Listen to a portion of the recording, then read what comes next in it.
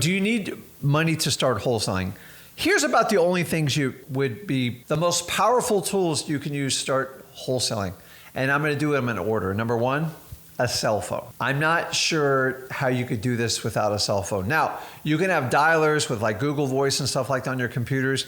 And if you're broke as what, you know what, then maybe you need to do this option. You guys, there are amazing resources. You know, me and Zach have people at the library, people that are almost homeless, and they go there to do their wholesaling. Why? Because they're extremely resourceful. And so you guys complaining about, oh, I don't have money to pay for leads. I'm talking about people that don't even have phones. They go to the library, figure to use an online, either a Google Voice, and they get it done with headsets. How? I don't know. I think that's amazing. They also don't have a computer, and they use the internet to do all their searches in the library. Most libraries are open 10 or 12 hours a day. So if you say you have an excuse, I'm going to challenge you, especially if you go, Rick, I don't have any money. I don't care. You have a life, which you hit the lottery. So if you're alive, thank God right now, and start from there. Stop saying what you don't have and start looking at what you do have. But let's talk about what you really do need, the two things that are preferential for wholesaling. Number one, a cell phone if you have it. It makes it a lot easier. And number two, some sort of computer would be great. Now here's a really cool thing. For $100, $150, you can get basically what I call a disposable laptop. It might be Google, it might be Android, it might be a piece of junk, but all it has to do is connect to the internet and you can get it done. Most smartphones act as a computer anyway, so you can kill two birds with one stone. You don't need a $1,200 phone to do this. You can get away with a $100 phone. It's not complicated. As long as you can text, email, and connect to the internet, that's all you really need. Now, in a perfect world, I'd like to throw in a car, but I know that's 50-50. I know some of you younger don't have a car. It's not required, but it does make things a little bit easier. But a computer / laptop, or if you can combine it all into one, I know some of you guys use like tablets and stuff like that. That's great. That's as far as you need to go. If you are spending any more money on anything else, it is not a requirement in wholesaling. Why? Because that's how I started out. I had a basic computer. I did have a car. I'm not going to lie to you on that one. And I had a cell phone. Those are the tools of the trade. Everything else is a luxury item. And unless it enhances you to make more money, do this. Use the basic tools you have first, get a deal, and then take some of those profits to help you step up your game moving forward. You cannot buy your way into wholesaling. And honestly, I watch more people who spend money in wholesaling. They think they can just buy their way in. They're all going to go through the same journey as an 18 or 17-year-old kid as a 35-year-old grown man. And honestly, I find people who spend money, they can actually get more, they get frustrated because it's the same journey. You can't buy your way into this. I watch people try to do it all the time. That's not wholesaling, that's speculating. So the answer is definitively no. You don't need money for wholesaling. I will stake my entire claim on this. You don't need it. Does it make some things easier? Yes, but here's the problem with it. You don't know how to talk to people yet. You don't understand the flow of a wholesale deal, and you have no experience doing it. So why not start with little to no money so you can go ahead and get those experiences? Because once you get those experiences under your belt, then when you spend money on marketing, you actually can do serious damage. The problem is, if you are brand new to wholesaling and say you buy somebody's coaching program and then they tell you to go out and buy $5,000 in direct mail or PPC, here's the problem. You don't know how to talk to those people. And even if you do know how to talk to those people, you're going to be nervous and you're most likely going to screw up the deals and it's going to cost you a fortune. So I like my methods. I'm going to share it with you. But remember, there's always multiple paths to wholesaling. I'm talking to those of you that are broke as you know what, and you go, hey, Rick, how do I do this? Let's just dive into it. And guys, you can always do more, I promise you. So let's talk about our options here. If I don't have any money, how do I attack wholesaling? So number one, as I said, make sure you go over to freewholesaling.com. I go into this grave detail. I only have so much time to teach this. So option number one, cold calling, is simply picking up your cell phone and calling people. But Rick, how do I get their phone number? I'm gonna go over it in the list section. But cold calling is a method you contact motivated sellers. You are going to have to skip trace them. Now, every guru in the entire country is gonna tell you have to pay for skip tracing. If you don't have money for skip tracing, guess what? It's 10 to 12 cents per skip trace. Or you can go online, you can do it manually with a Google search, or you can use truepeoplesearch.com. You can use White Pages. You can use Spokio. I think it's a $10 or $20 service, but that goes outside of our free parameters. Bottom line is you're going to have to put some sweat equity in looking up these phone numbers. It sucks. It's time consuming, but we don't have a lot of money.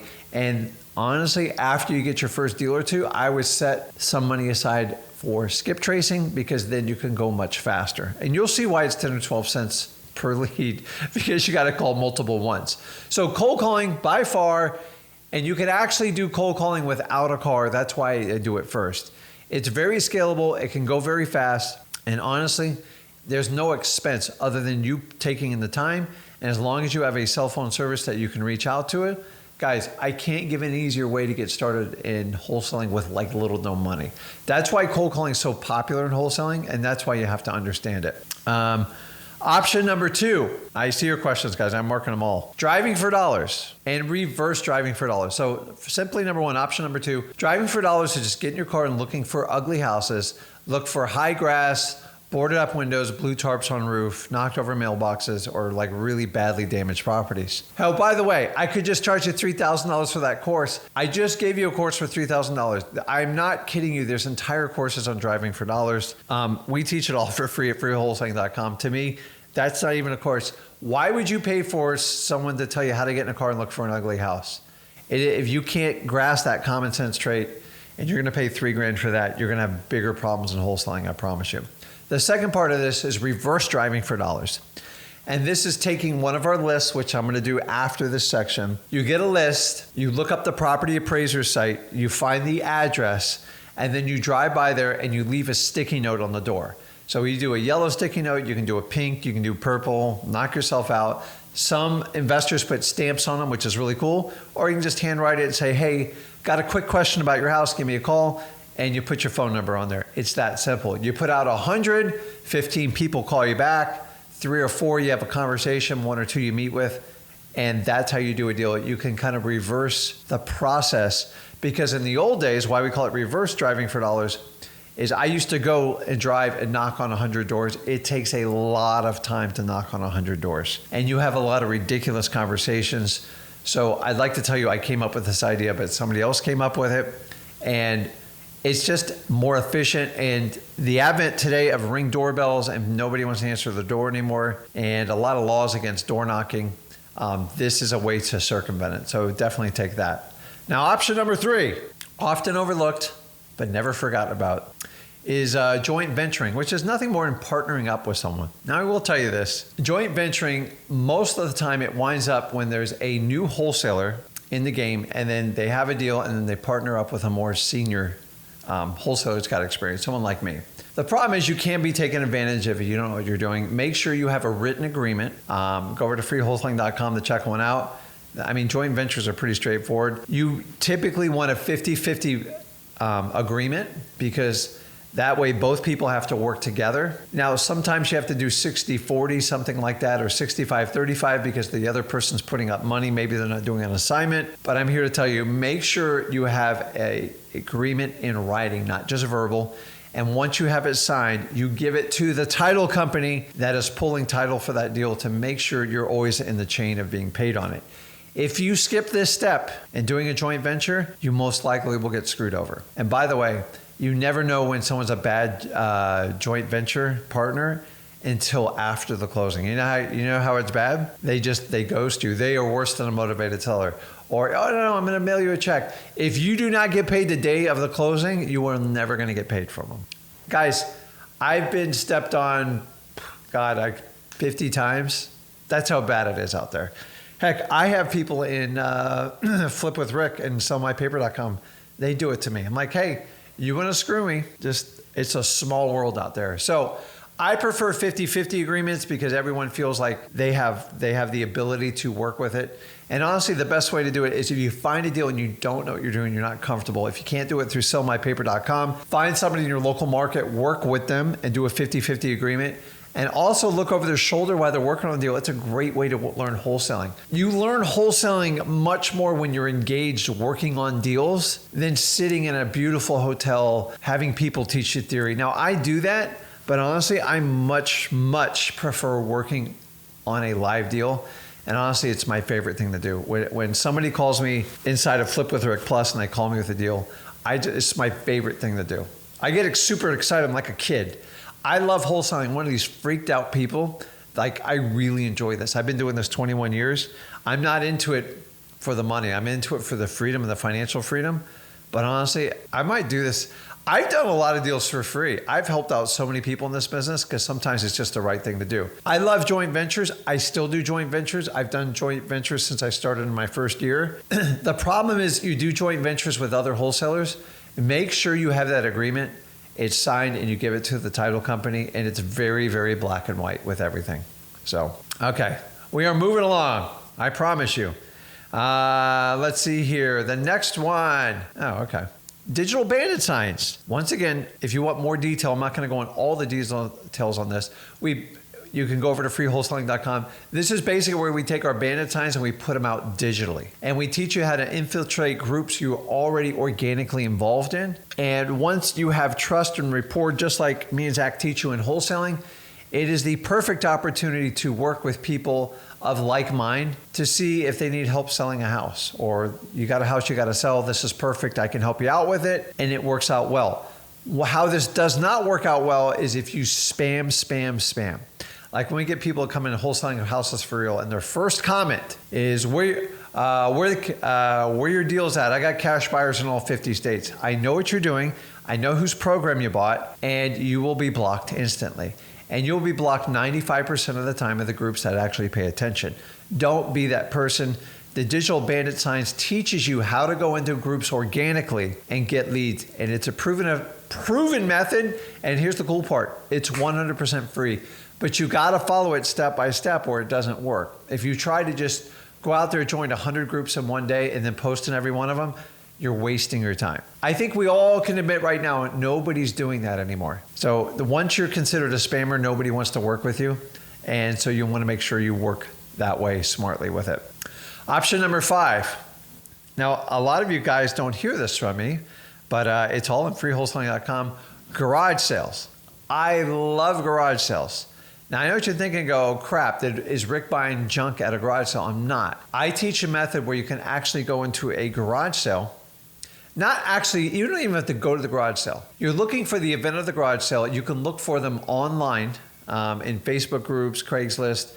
Get a list of all your garage sales and basically find the owner of record of that garage sale. Make sure they're not having a garage sale every weekend and simply cold call them or send them a letter, or I wouldn't put a note on the door because it has a renter there, and just see if they have interest in selling the property. The key secret in this is there is a huge correlation between garage sales and when people sell a property.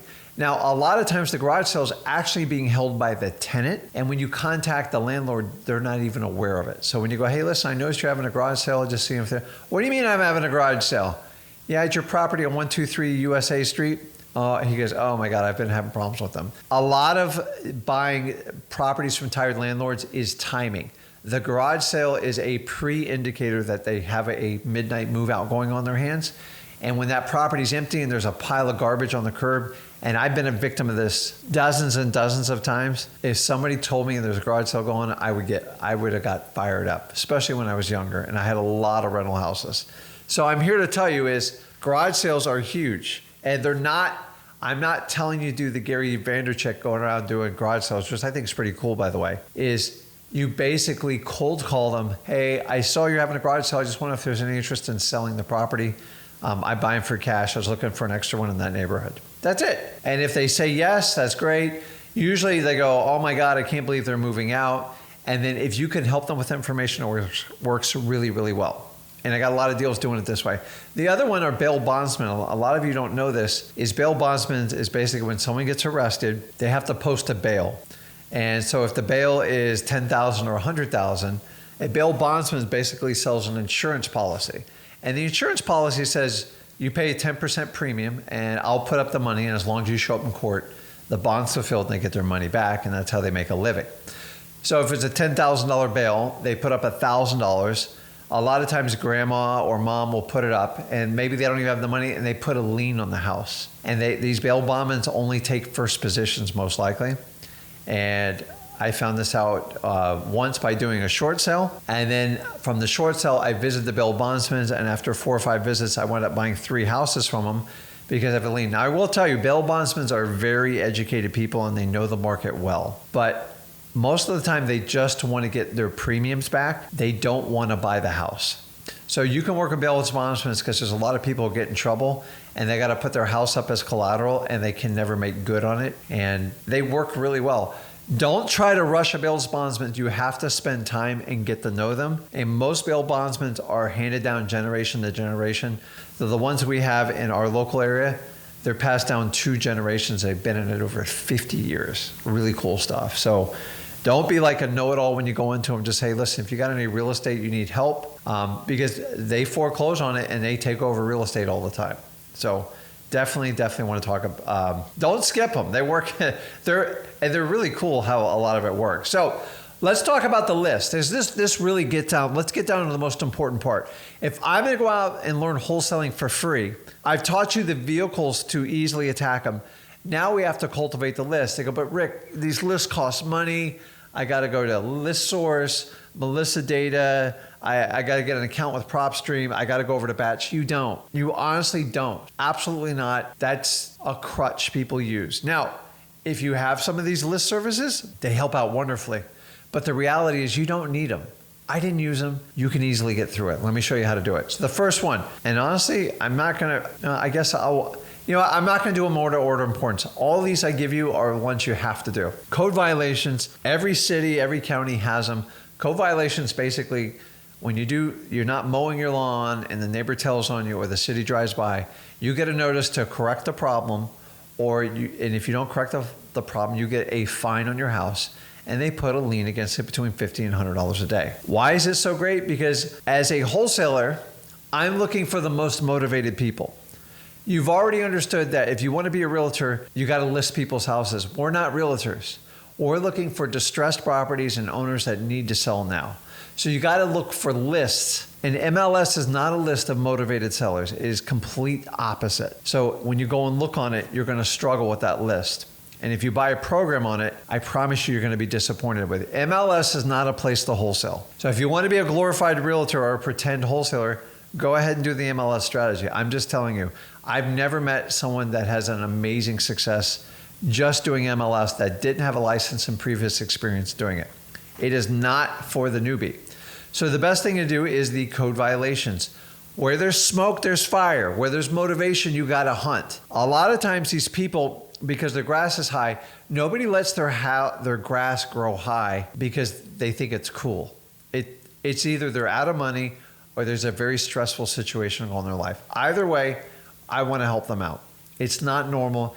It pisses the neighbors off. It pisses the city off. So remember, we are trying to create value here and help people out. And the worst thing to do is when the grass gets high, now it's a couple $100 to cut it. And then they get a lien filed against their house for $50 to $100 a day. True story, I've seen a cut the grass bill go as high as $10,000 to $30,000. To me, it's ridiculous. Did you know a lot of times when they cut the grass, it is the homeowner's responsibility to call the city or the county to have it re-inspected to get it off their list? And if they don't call, they automatically go on the special magistrate and they have a hearing. And if they don't show up because the homeowner never was at, they record that $50 or $100 fine. So I helped the lady out once. She had a $30,000 fine. Her husband passed away. She moved out of Florida. They told her the grass is high. She cut it, and then she left it alone for 10 years. And she had her sister living in the house.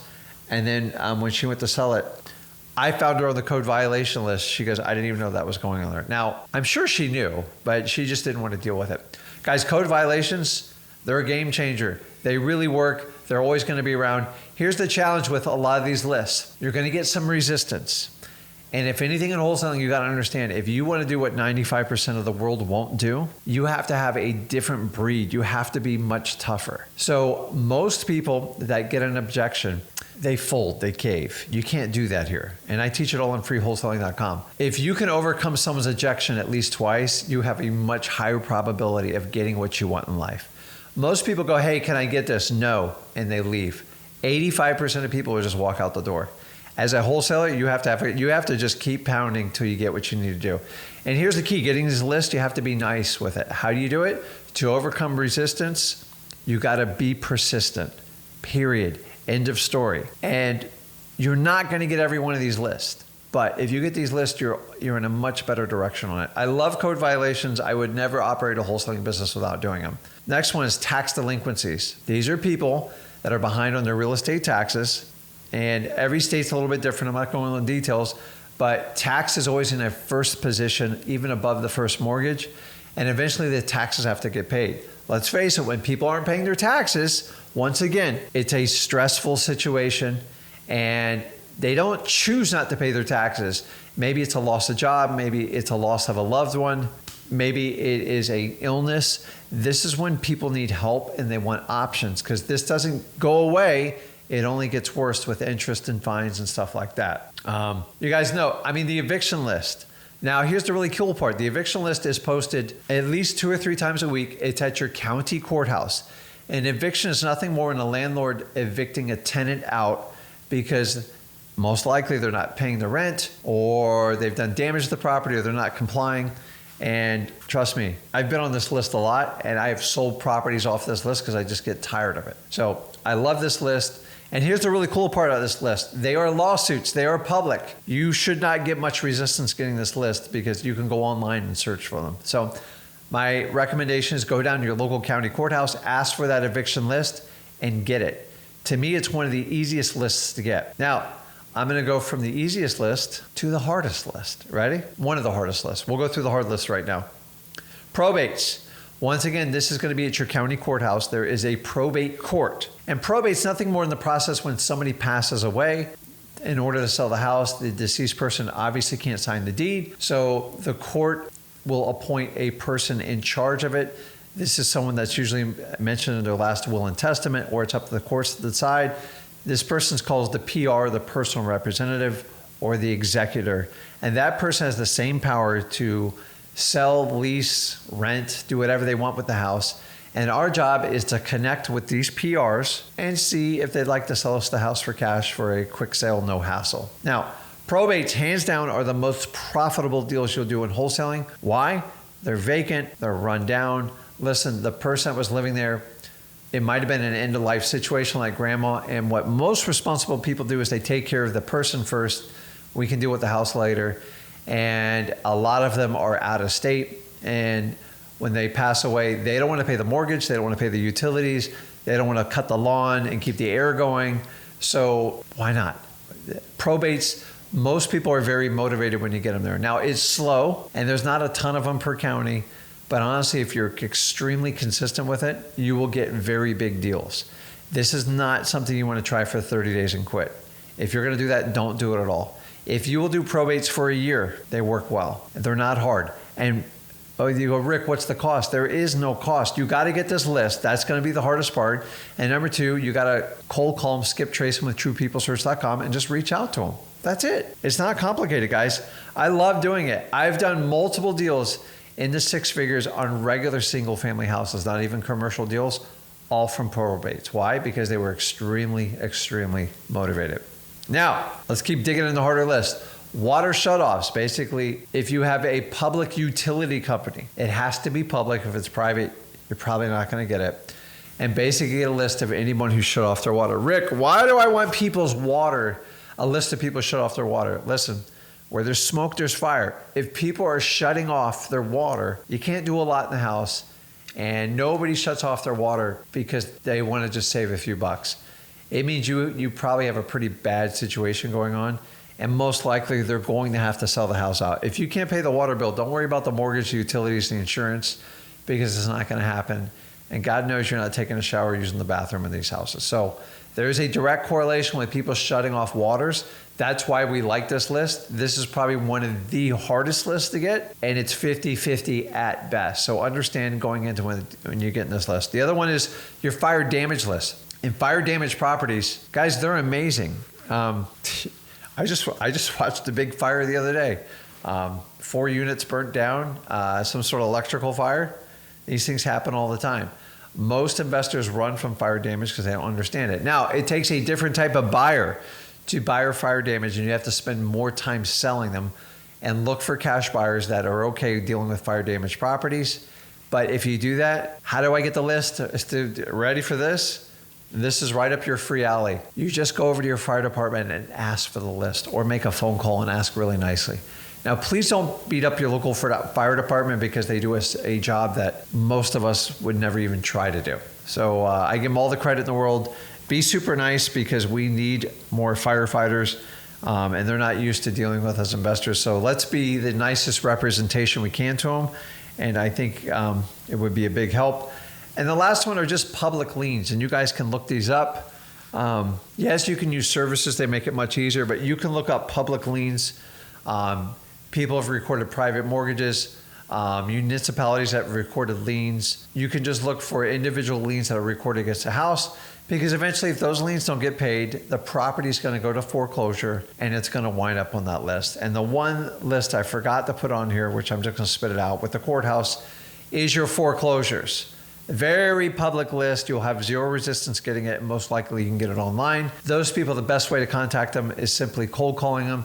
You just skip trace their number through truepeoplesearch.com, and you call them, and just the sooner you connect with them, the better off you're going to do. And foreclosures are not the easiest, but they're free list. And guys, I'm only giving you about 3/4. Actually, I probably give you half of what I can do for free. I can go all day on free. You can use realtors. There's two ways. Either you attack them on their tired and old listings. That's the only way to deal with MLS. Never ever attack a fresh listing unless you have inside knowledge, or you know the broker or the agent. But wait till the listing's 3 to 6 months old and you have multiple price reductions. That's the only way I deal with them. Or the realtor's like, please bring me an offer. I can't find an offer. That usually means there's something wrong with the property and retail buyers can't deal with it. Remember, we are wholesalers. The realtor world is all about retail. So we're completely different how we do it. The second way you work with a realtor is what we call preconditioning them. And basically you meet with a realtor that loves real estate, they have interest in investing, and say, listen, anytime you come across a property that's really run down, worn down, here's an example. Your client buys a beautiful property and they're super happy, and then 10 years they come back later and go, hey, Sally, will you sell it? Sally's all excited. She comes back and looks at it and she's like, oh my God, this property's like, it's run down, you didn't paint it. The person didn't maintain it the whole time. They're like, Sally, I'm in a jam, I just need to get it sold. Sally's like, listen, I don't know if I can put it on MLS like this. You're gonna have to spend some money and fix it up. If you precondition Sally, you say, listen, when you have these types of properties, if you call me, I will make you a cash offer and I'll pay your full commission up front. And then I'll possibly consider relisting it with you, but a lot of us are gonna wholesale it via assignment of contract. And that's all you need to do. That's the only way you work with realtors. If you think you're gonna go on MLS and call 100 realtors, see if they're gonna sell your property at a deep discount, I can think of a lot easier things to do in life. To me, that's suicide for a new investor. I think it's absolute terrible way to start in the wholesaling, and you shouldn't do that. So guys, that is it.